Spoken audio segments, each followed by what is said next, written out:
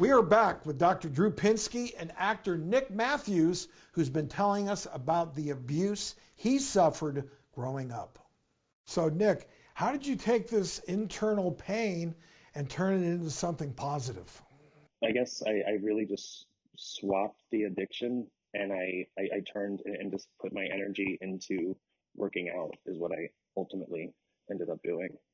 So I really feel like now, yes, I have this fitness routine and stuff, but I mean, I went back into therapy again at 30. You know what I mean? It was like, because I understood the work I needed to do. I didn't, at 25, I didn't really know like the work I needed to do. And then at 30, it was like, oh, okay. So it's even, managing how you speak to yourself, how you treat yourself. It's actually a legit, real thing you need to put time and attention to.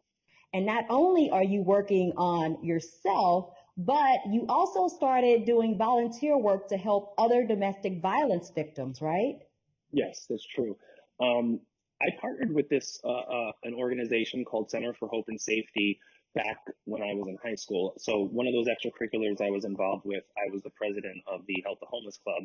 And there I was able to go into their safe house and, I tutored the kids. And even though I was still being abused, I wanted to help kids younger than me.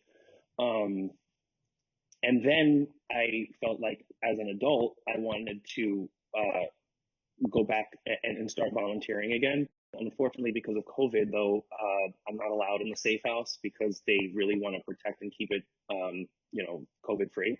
And recently they opened up something called Project Child.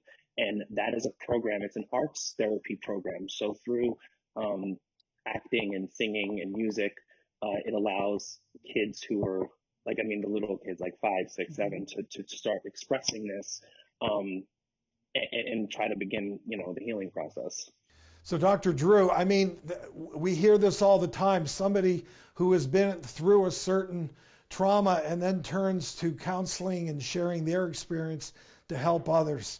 Right. Well, treatment works. That's the bottom line. Treatment works, and people got to get that in their head. People resist treatment. People think they don't need it. It's usually when people have been traumatized, you'll hear them say, I don't think about that anymore. I don't want to deal with it. I'm fine with it. It's there. It's operating. It's unregulated. You can't not be injured by childhood trauma. Part of recovery from addiction and trauma is service. And I imagine when Nick was first working with the organization, which sounds fantastic, he was more involved in rescuing, because that's all you can do when you've been a trauma survivor is rescue other people. But you can really be present and be of service when you yourself are whole, and that's actually an important part of the recovery. Absolutely. I feel like I can be of service now. Well, you definitely are. Nick Mathews, thank you so much for opening up, for sharing. And there's no question you're helping others out there that have similar situations as you had. And Dr. Drew, always great to have you on. Glad you're better. You're going to be back 100%. It's a pleasure, guys. Thank you so much. All right. Thank you guys very much. Thanks, Nick. Thank you. You too. And we have some resources on our website, thedoctorstv.com, to help those in a domestic abuse situation.